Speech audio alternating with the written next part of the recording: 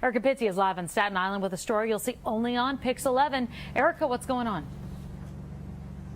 Tamsen, for those people who are determined to stay in their sandy-ravaged neighborhoods and rebuild, it's not the homes under construction that has them concerned. It's the ones that have not been touched since the storm that has them worried sick. You see, we're talking about mold festering inside these abandoned homes or foreclosed homes for nearly 8 months. And we know that mold exposure can be deadly. And finally, after months of complaining, these folks caught the ear of a U.S. congressman.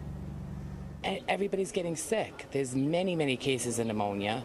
There's many cases of infections. People are saying it's allergies, and it's the same symptoms of toxic mold syndrome. New Dorp Beach resident Dee McGrath is one of those people who came down with pneumonia for the first time this year. She happens to live next door to 2 homes that have been neglected since the storm. Inside, the walls are covered with mold.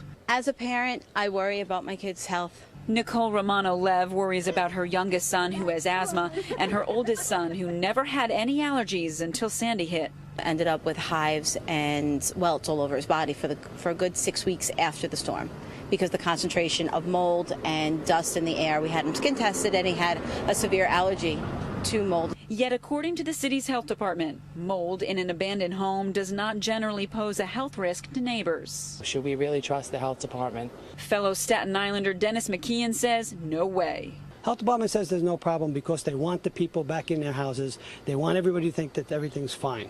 The same thing happened after 9/11. Okay, Christy Whitman, representative of the government, came out 7 days after the towers fell and told everybody that the air quality was fine, that there was no danger with people going down there to work. Hundreds of people have died since 9/11 because of cancers that they got because the air quality was so bad. Without the city's support, McGrath said she took matters into her own hands. We started keeping track of all the properties in the neighborhood. They go from one abandoned house to the next, taking pictures and volunteering to remove the mold at the homeowner's permission. But as of this week, these folks now have a federal leader on their side, U.S. Congressman Michael Grimm, who is now calling on New York City's mayor to take action by first declaring these homes a health risk.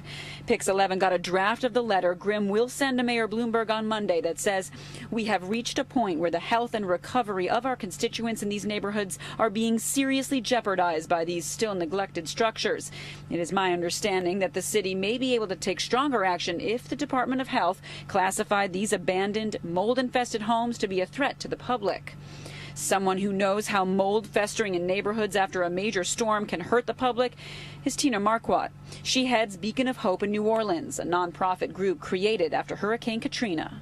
Well, our health department said that there was no concerns, but no one determined whether it was high levels. It was high levels, and if it is high levels, it can be toxic. These abandoned homes that have the mold, you're saying, could absolutely affect people outside of that home. Absolutely. Abandoned homes, the mold can be airborne. And let's say if it's airborne, it goes just right outside the door. It goes out to the sidewalk. Walk your dog. Walk your dog back into your house. It can travel. It will travel on pets. It will travel on shoes. And if that's true, to think of how widespread this problem could become for all of New York's sandy-stricken neighborhoods. It's going to make 9/11 look like nothing, all right, because people aren't just working here. Kids are growing up here. People live here. Powerful words, which really just shows how serious these people are about protecting their communities. Now, I will say that the city's Build It Back program does offer free mold removal to anyone who needs it, but the city says it is illegal to enter a property without the homeowner's permission unless the health department declares it a public health risk. So that is the key here, and it will be interesting to see how the city responds once Grimm makes this announcement on Monday. We're live on Staten Island tonight. Erica Pizzi, Pix 11 News, Tamsen.